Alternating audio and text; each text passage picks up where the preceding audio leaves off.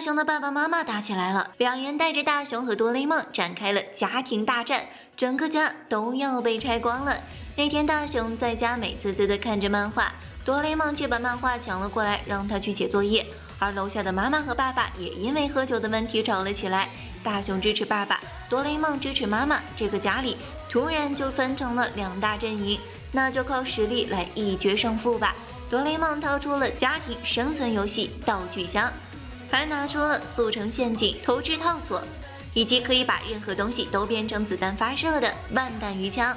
他把酒瓶漫画和旗子放在了房顶，只要在30分钟内，爸爸和大雄能拿到旗子就算赢，而多雷梦和妈妈只要在时间内守住这面旗的话就赢了。妈妈最在意的问题就是家里要是弄乱了可不好收拾啊。多雷梦连这个也想到了，他拿出了泄愤计时沙漏，只要提前设置好它的话，就能把弄乱的东西全都复原了。现在后顾之忧已经解决，那么本次野比家的攻防大作战正式开始。爸爸带着大雄先制定好了作战计划，他觉得妈妈应该在玄关或者后门埋伏着，所以他们要从卧室的窗户进入房间。但是爸爸刚把门打开，就被妈妈当头泼了一盆水。原来妈妈早就看穿了他们的计划，这一招不行，他们又从厨房爬了进来。正在他们寻找武器填充弹药的时候，爸爸又被椅子绊倒了。妈妈和多雷梦马上出击，把他们打了个措手不及。爸爸决定要用火力压制，一口气冲上2楼。没想到妈妈竟然从浴室拿出了莲蓬头进行喷水攻击，爸爸和大雄都被淋成了落汤鸡。爸爸又因为地上的棒球陷阱滑倒，真是别提有多惨了。爸爸还想继续往上冲，可多雷梦居然发动了鞋子攻击。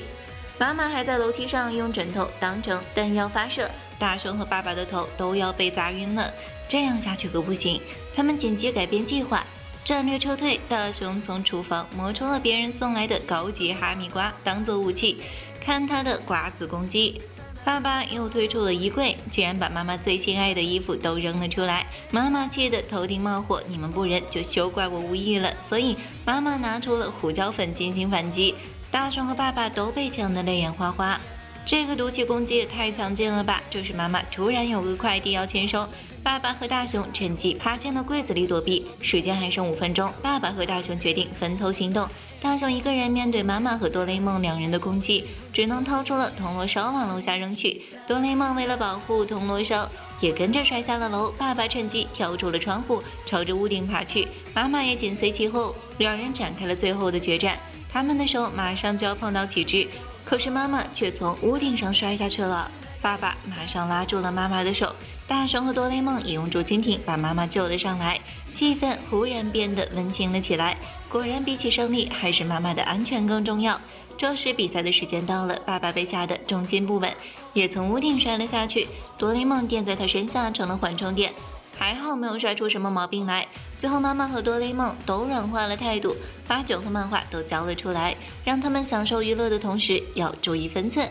既然家庭矛盾都解决了，那就可以把所有东西都复原了。不过刚才爸爸和多雷梦摔下来的时候，好像把沙漏给做坏了呀。